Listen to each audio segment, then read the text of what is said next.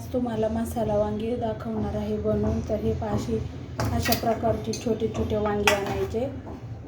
तर कवळे वांगे छान लागतात बारीक बारीक. तर हे अशा प्रकारे अगोदर कापायची वांगी आणि नंतर परत असं करायचं. हे अशा प्रकारे फोडी करायच्या. अशा प्रकारे चिरायचं. तर हे अजून दुसरं दाखवते तुम्हाला. हे अशा प्रकारे चिरायचं.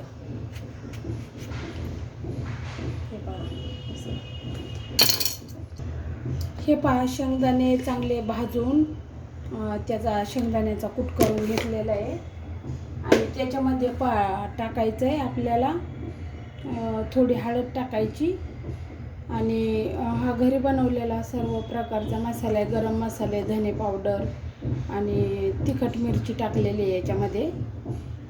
आणि ही आहे लाल मिरची, काश्मीरी पावडरचं, म्हणजे थोडा लाल कलर येतो ह्या मिरचीने. असेल तर टाकायची, नसेल नाही टाकली तरी चालते. आता ह्याच्यामध्ये मीठ टाकायचं आहे चवीप्रमाणे. हे आपल्याला जसं मीठ लागतं त्याप्रमाणे मीठ टाकायचं. मिक्स करून घ्यायचं आणि थोडंसं पाणी टाकायचं. आपल्याला पाणी टाकून हे सर्व मिक्स करून घ्यायचं. हे आता तवा गरम झालेला आहे.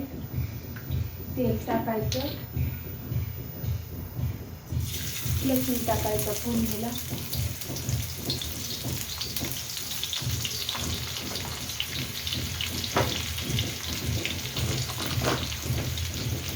जिरे टाकायचे, मोहरी,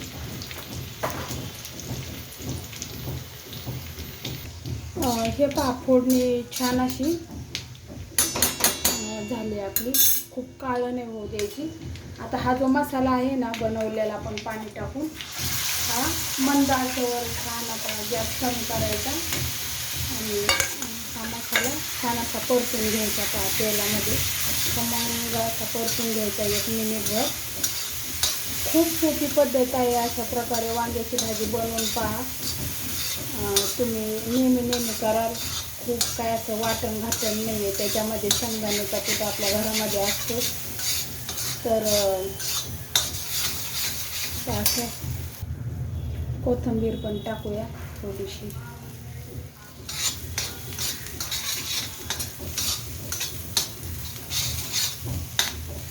आता मसाला चांगला परतून झालाय. आता मसाला काढून घ्यायचा. हे काय जबरदस्त असा मसाला झाला आहे. किती छान, एवढा खमंग. तर नक्की पूर्ण व्हिडिओ पहा. आता चला अशा प्रकारे मसाला भरायचा याच्यामध्ये वांग्यामध्ये. हे अशा प्रकारे सर्व मसाले सगळे वांग्यांमध्ये भरून घ्यायचा.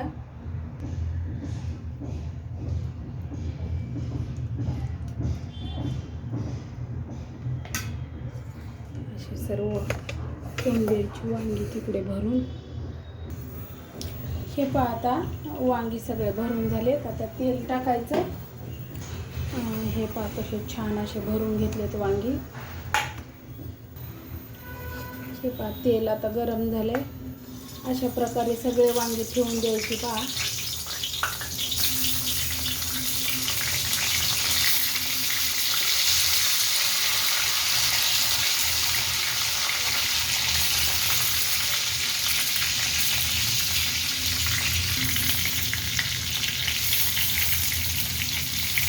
गॅस कमी करायचा, एकदम बारीक करून ठेवायचा, एकदम मंद आचेवरती.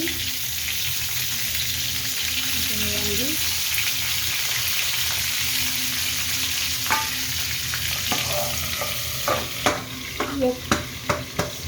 अर्धा मिनिट असं झाकून ठेवायचे मंद आचेवरती.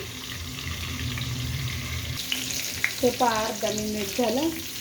आता अशी फिरून घ्यायची पलटी करून. अशी दुसऱ्या साईडला घ्यायची करून वांगी सर्व फिरून घ्यायची.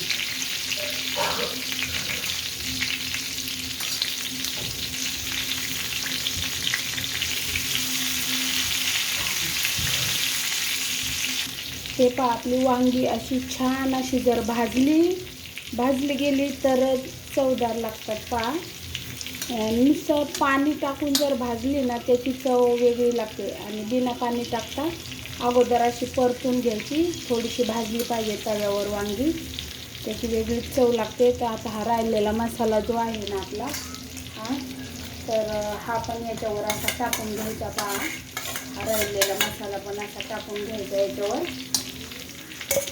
आणि आता थोडासा असा शिंपडा द्यायचा. पहा, पाण्याचा जास्त नाही, थोडंसं असं हाताने थोडंसं शिंपडा द्यायचा पाण्याचा. खूप पाणी वगैरे टाकायचं नाही तर काय जास्त चव नाही लागत. आणि वांगी ही लगेच शिजतात. पहा, बारीक एकदम मिडियम गॅस करून ठेवायचा. आणि झाकण हे पहा, मंद आचेवर 5 मिनिटाकरता वांगी अशी झाकून ठेवायची, फक्त 5 मिनिटासाठी. 5 मिनिटामध्ये एकदम छान शिजून निघतात. हे पहा, 5 मिनिट झाले. पहा,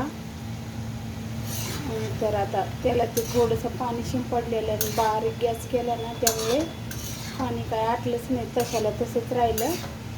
आणि वांगीसुद्धा थोडी शिजलीत म्हणा. हे बघा, देठाला समजायचं शिजली का. हा जो देठ आहे ना वांग्याचा, तर हा देठ दाबून पाहायचा, दाबला तर शिजली म्हणून समजायचं. पहा, वांगी कधी पण देठालाच कळतं शिजली की नाही.